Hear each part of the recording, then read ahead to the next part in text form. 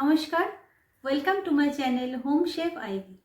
আমি আজকে একটা বিশেষ কারণবশত আপনাদের সামনে আসলাম।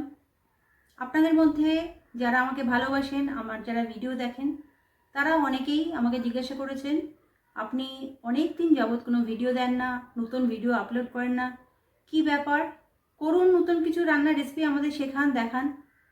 আসলে আমি কি কারণে এতদিন ভিডিও আপলোড করিনি সেই কারণটাই আপনাদের সাথে শেয়ার করতে এসেছি। আসলে আমি বিগত 1 বছরে ভীষণ একটা পারিবারিক সমস্যার মধ্যে ছিলাম।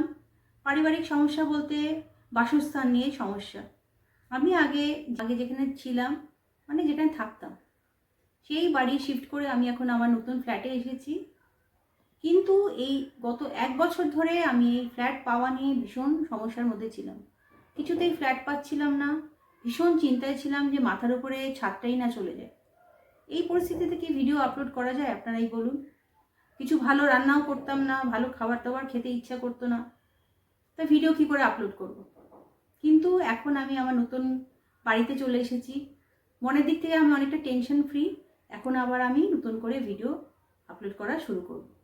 কিন্তু একটা ব্যাপার আপনারা সবাই নিশ্চয়ই জানেন, ইউটিউবের নিয়ম হচ্ছে রেগুলার ভিডিও আপলোড করতে হয়। যেহেতু আমি 1 বছর ধরে কোনো ভিডিও দিইনি, আমার চ্যানেলটা প্রায় বসেই গেছে, মানে আমাকে আবার শূন্য থেকে শুরু করতে হবে। এই শূন্য থেকে শুরু করতে গেলে আপনাদের কিন্তু আমার পাশে থাকতে হবে।